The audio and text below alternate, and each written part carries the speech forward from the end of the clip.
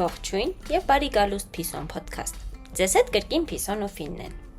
Այսօր մի թեմայի մասին կխոսենք, որի անունը հաճախ բոլորին վախեցնում է, բարկացնում կամ ուղղակի ծիծաղեցնում։ Ֆեմինիզմ։ Ոմանք ասում են, դա արդեն անցած թեմա է։ Մյուսները ֆեմինիստները ատում են տղաներին, իսկ ոմանք ուղղակի անտեսում են, երբ բախվում են այդ բառին։ Բայց այսօր փորձելու ենք հասկանալ, ինչ է իրականում ֆեմինիզմը։ Արդյոք այն իսկապես պետք է մեր օրերում եւ ինչ կապ ունի մեր առօրյայի հետ դպրոցում, սոցցանցերում, հարաբերություններում ու երազանքներում։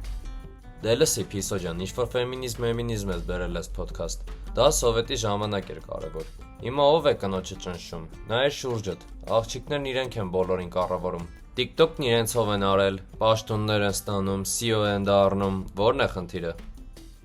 Հա, Ֆին, այդ միտքը շատերն են ասում, բայց որ տեսնում ես 1-2 կին դարձել է հայտնի կամ հաջողակ, դեռ չի նշանակում, որ համակարգը հավասար է։ Բա ինչ, անհավասար։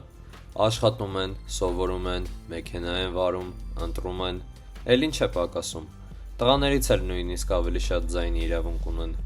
Հասկացա, որ չհասկացար։ Փորձեմ կոնկրետ օրինակներով բացատրել։ Գիտես, որ նույն աշխատանքը կատարող կինն աշխարհի շատ երկրներում դեռ միջինում 10-20%-ով պակաս աշխատավարձ է ստանում, քան նույն պաշտոնում աշխատող տղամարդը։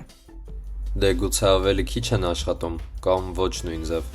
Չէ, Ֆին, նույն պաշտոն, նույն ժամեր, նույն փորձ։ Ու դա միայն աշխատավարձը չէ։ Օրինակ համալսարանում, երբ կին դասախոսն առկա է դասավանդում, շատ ուսանողներ նրան ավելի քիչ լուրջ են ընդունում, քան տղամարդ դասախոսին։ Այդ երևույթին անվանում են չգիտակցված կողմնակալություն, երբ քո ներսում կա կարծրատիպ, որի մասին դու նույնիսկ չես գուշակում։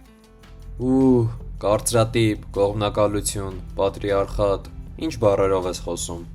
Ուզում ես դպրոցի օրինակներ բերեմ։ Երբ տղան սովորում է եւ լավ գնահատականներ է ստանում, խելացի է եւ գովասանքի արժանի։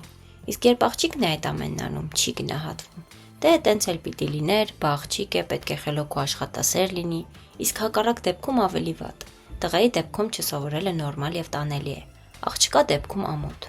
Կամ աշխատանքի վայրում։ Կնոջը շատ տեղերում հարցնում են, թե երբ է պլանավորում երեխա ունենալ, եւ պատասխանը կարող է հիմք հանդիսանալ աշխատանքի չընդունելու։ Իսկ տղամարդն այդ խնդիրը չունի։ Կարծես ընտանիք կազմելն ու երեխա պահելը միայն կնոջն է վերաբերում։ Այսպիսի անթիվ ու շղթայական դեպքեր։ Այս ամենն իրական է, Ֆին, ու եթե չես տեսնում կամ քեզ հետ դեռ չի պատահել, չի նշանակում, որ խնդիրը գոյություն չունի։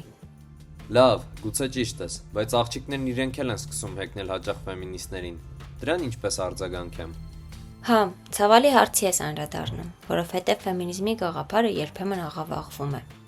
Շատերը մտածում են, թե ֆեմինիզմը նշանակում է տղամարդկանց ատելություն կամ սուպեր կին իշխանություն։ Բայց իրականում ֆեմինիզմը միայն մի բանի մասին է։ Կինը, տղամարդը, բոլոր մարդիկ ունեն հավասար իրավունքներ եւ պետք է ունենան հավասար հնարավորություններ։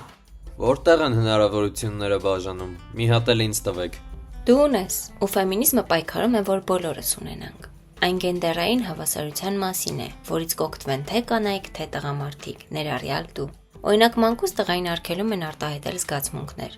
Ասում են լացկան տղա չի լինում, տղա ես, պիտի դիմանաս։ Դա եւս ֆեմինիզմի խնդիր է։ Չխոսենք այդ մասին։ Սրա մասին չէի մտածել։ Ինձ էլ են ասում, դու տղա ես, պարտավոր ես վճարել։ Դա էլ է գենդերային անհավասարություն, չէ՞։ Հենց դա եմ ասում։ Ֆեմինիզմը բոլորիս է վերաբերում, եւ դրա համար դեռ պետք է պայքարել, որովհետեւ հավասարությունը գուցե թղթի վրա է, բայց ոչ իրական կյանքում։ Հուսով եմ մի քիչ ավելի պարզ դարձավ, թե ինչու է դա ոչ թե անցած թեմա, այլ հենց այսօրվա իրական խնդիր։ Կարևորը քննարկելն է, հասկանալը, ոչ թե խուսափելը կամ լռելը։ Լրացուցիչ բովանդակության համար այցելեք Փիսոն հավելված կամ լսեք մեր մյուս Փիսոն ոդքասթները։ Ձեզ հետ Փիսոն եւ Ֆինն էին։ Կհանդիպենք հաջորդ անգամ։